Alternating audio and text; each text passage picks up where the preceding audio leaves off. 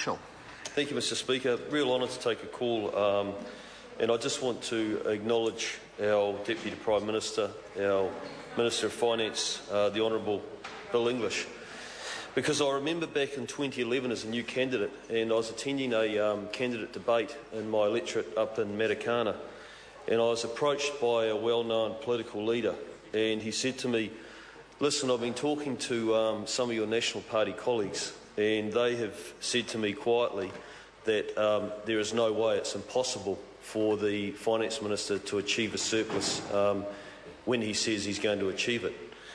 And I said, "Oh yeah," I said, "well, I'm not going to fall for that one, and if he says that he's going to achieve it, then I have faith that he will." And so I just want to acknowledge him, and of course I'll be reminding that person, if they're out there listening today, that I'll probably might be a bit disingenuous, but I will raise it, remind them of the comments that they were making back in 2011. And I just want to commend and acknowledge our Finance Minister on achieving what a lot of people said couldn't be achieved for our country. It is a very good budget. It shows New Zealand is heading in the right direction. It's a confident budget for a confident nation, and I know that the Prime Minister said this the other day, and it brought a great deal of pride to me that we are a confident nation, that we have come together, that we have come through a very, very tough period of time for our country, through a GFC, through a global recession, and our Minister, our Cabinet, our caucus, our coalition partners, everyone has worked very hard to do what we need to do. But this hasn't just been about us, this has been about the whole nation. This has been about the country and the people at home that have decided that they're going to try and save more. The businesses that have found ways of trying to do business a little bit better and a little bit smarter.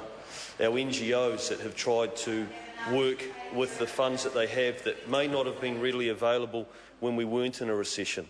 Our volunteer sector, our volunteers that have continued to get out there, and everyone combined has kept our country running, and we're emerging now as one of the strongest nations in terms of OECD measures to come out of that global recession. And I firmly believe, myself, that it's been a team effort for all of us Kiwis in this country. We've worked hard, we've come together to make sure that we drive ourselves through, get through the recession, and now we're looking at definitely, without a doubt, a brighter future.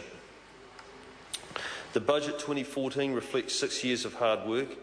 It is a budget that sees the books back in surplus and growth at 4%, which is phenomenal when you look at the rest of the global community and countries that are going to be struggling to continue to see any growth in their economies. We're putting the well-being of young families and children at the heart of our new spending, with $500 million package to help families and children. And I just want to talk about one of those measures, which is actually the change to free medical care for children. I think it's up to 13 years old. And the first policy around 5 years old. Well, it's coming in. It's coming in. So what would you rather see? Would you rather see a policy like this, or would you scrap it and not want to see the policy? You know, this is what we continually hear from the opposition benches, is that it's not good enough. Actually, it's very, very good. And talking to particularly mothers in my electorate, is that kids that may have missed out on a visit to the kids that may have missed out on a visit to the doctor because they may have had a slight cold, a small infection that mum and dad thought they may be able to manage themselves, they'll be going to the doctors now because they're able to actually take them and get access, that free medical access that they had for their 5-year-olds. So it's a very, very good policy. It's one that's going to have a direct impact on people, and I know that it's been very, very well received in my own home electorate of Rodney. I'd just like to talk about, we're talking about housing. So I really just want to take the opportunity to discuss what's happening in my home electorate of Rodney, because we've been lucky enough to have a special housing area. And we've got a big development going on, a big residential development going on in Millwater, and the whole area is pretty excited about it, although we understand and know that there's challenges associated, that we have to make sure that we continue to have investment in our infrastructure, that we continue to make sure that we have capacities in our local schools, and that we continue to, and especially around our roading infrastructure and public transport, that we continue to work and grow those to meet the demands that we are going to have in our electorate. But we're excited about it because we've got new retail sectors opening up. We've got a brand new retail sector in Silverdale. And when we had that open, of course, there was a fair bit of excitement and buzz in the community, but also there was a bit of concern. There was a bit of concern that our historic Silverdale retail sector may suffer a little bit. But the great news is that we're 12 months into this now, and there's been a positive spin-off for them in terms of trade has actually gone up. So not only people coming to enjoy themselves in the new retail sector with new cafes, new shops that weren't available before, but they're also getting down into our wonderful older retail sector, and that is growing as well. So we're seeing some pretty good growth. Orewa, we want to see Orewa, such a beautiful spot in New Zealand on the beautiful Orewa beach, and that's starting to feel like it's becoming revitalised. There's a new energy forming down there because we've got new people moving into our area, and we want to welcome them and we want to encourage them to do that. On top of the Millwater development, we've got another 960 sections and properties coming online. In terms of infrastructure, again, just while I'm speaking about my electorate, and if you can bear with me, Mr Speaker, I just want to mention we have one project that certainly has had some national coverage, and it certainly is something very important to us in Rodney, and especially those in northern Rodney, and that is the Hill Street intersection. It's quite an amazing intersection. It's sort of evolved and growing as the township is growing, and it's really 2 or 3 intersections that converge into one. And of course, we have the Northland economy consolidating down through this intersection. So it's something that is critically important, particularly to those living in North Rodney.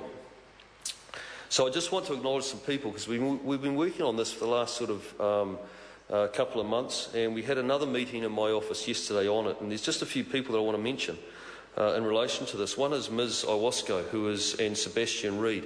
They're the 2 NZTA, both young guys.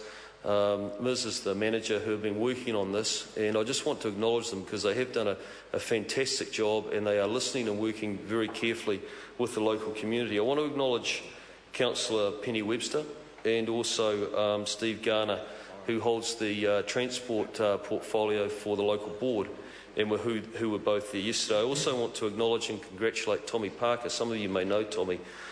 He's done some really great work in Auckland, and I want to congratulate him on his recent promotion.